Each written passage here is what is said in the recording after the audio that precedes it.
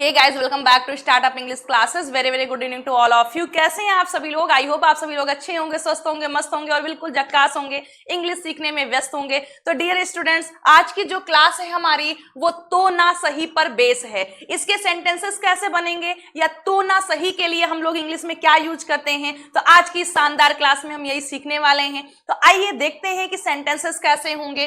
अगर वह मुझसे बात नहीं करना चाहती तो ना सही।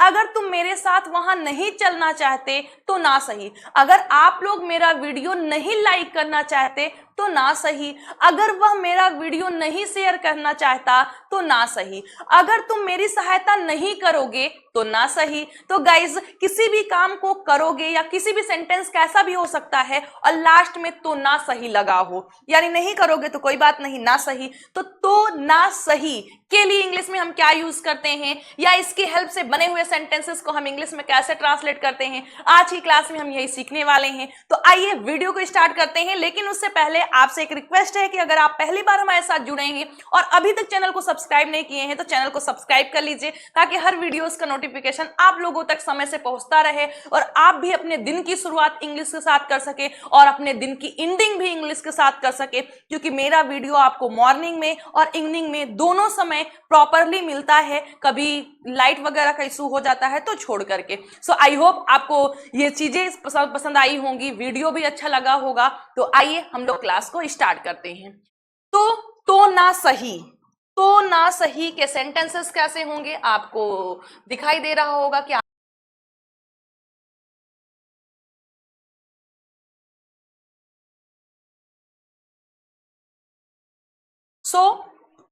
डियर स्टूडेंट्स, देखिए तो ना सही, तो ना सही के लिए आप क्या लिखते हैं? आप लिखेंगे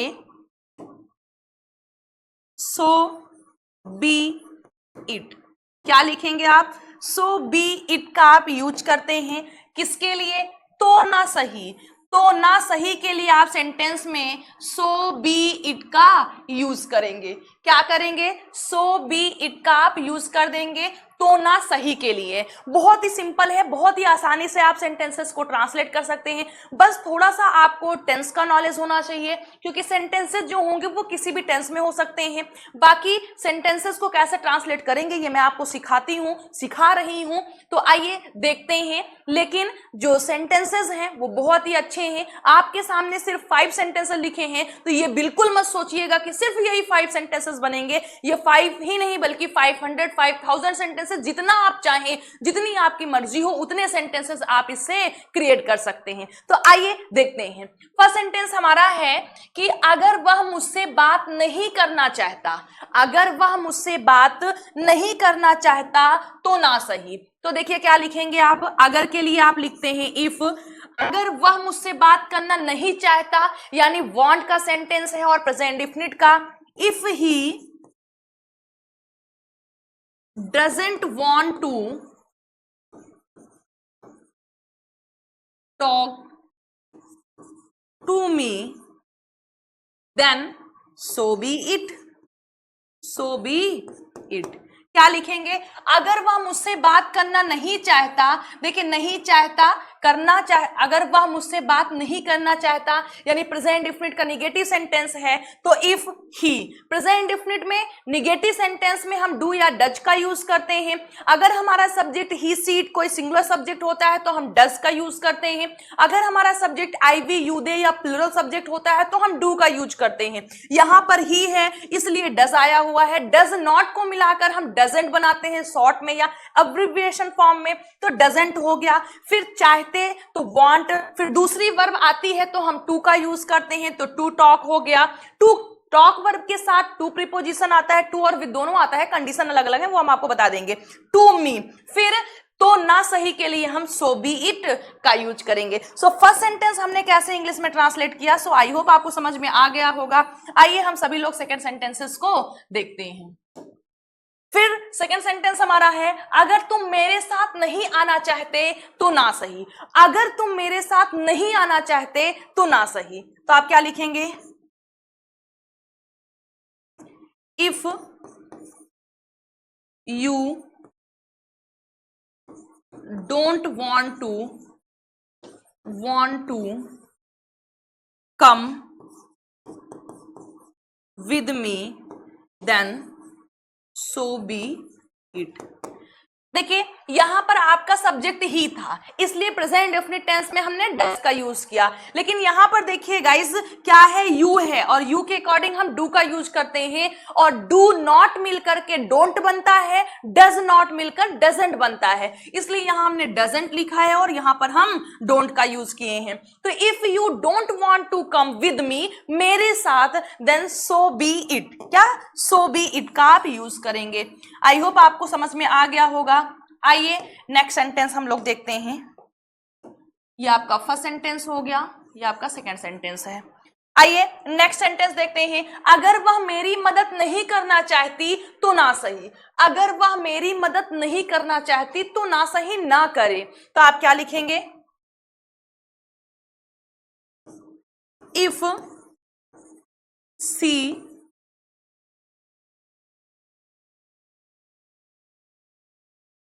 if she doesn't want to help me then so be it। क्या? इफ, अब देखिए वह चाहती मीन्स फीमेल है तो सी का यूज करेंगे।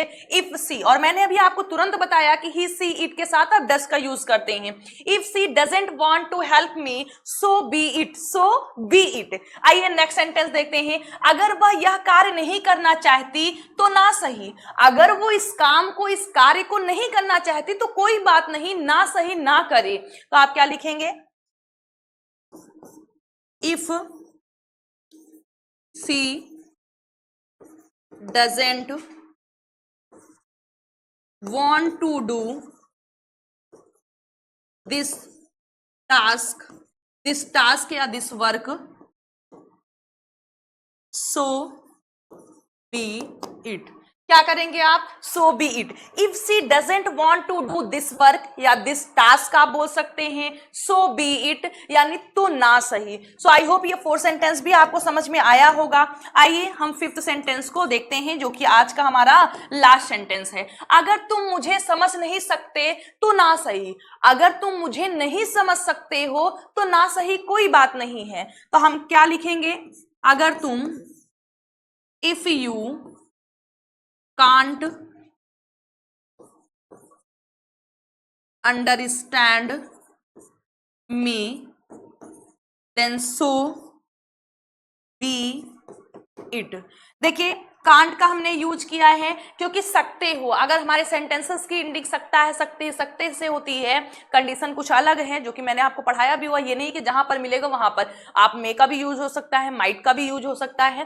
तो आपने लिखा हुआ है अगर तुम मुझे समझ नहीं सकते तो ना सही, if you can't understand me so be it. So guys जब कैन और नॉट, जैसे हमने आपको बताया डू प्लस नॉट मिलकर डोंट बनता है, डज प्लस नॉट मिलकर डजंट बनता है, वैसे ही कैन प्लस नॉट मिलकर कांट बनता है। तो if you can't understand me so be it. So guys I hope कि आज की क्लास आपको समझ में आई होगी। अब रिवीजन करने की आवश्यकता नहीं है क्योंकि पढ़ाते समय ही हमने 2-2 बार रिपीट करके, कुछ लोगों की ये भी प्रॉब्लम है कि बहुत ज्यादा रिपीटेशन होती है। गाइज बार बार हम रिवाइज इसलिए करते हैं कि आप एक ही बार टाइम दीजिए वीडियो को। अगर आप एक बार वीडियो को वॉच कर ले रहे हैं और हम 1 बार या 2 बार या 3 टाइम्स हम रिपीट कर रहे हैं, इट मीन्स आपको वो चीजें एकदम श्योर हो रही हैं।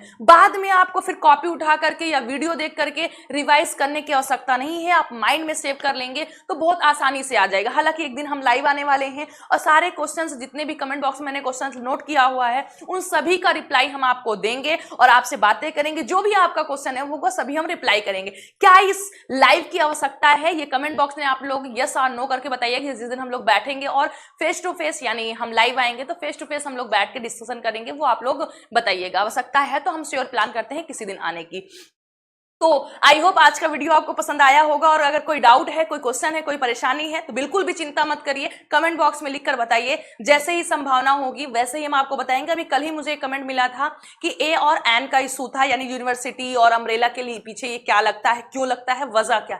तो हम इसका वीडियो बहुत जल्दी प्लान कर रहे हैं, 1 ही 2 दिन में हम इस डाउट को भी क्लियर करेंगे। तो आप में से कोई ऐसा है जिसको किसी भी टॉपिक पर पर्टिकुलर डाउट है तो आप उसको लिखिए, उसका वीडियो आपको मिल जाएगा। तो चलिए आज की इस क्लास को यहीं पर फिनिश करते हैं। मिलते हैं आप लोगों से कल नए वीडियो में नए सेंटेंसेस के साथ, एक नए जोश के साथ। So till then bye, take care. आप सभी लोग खुश रहिएगा, स्वस्थ रहिएगा और मस्त रहिएगा।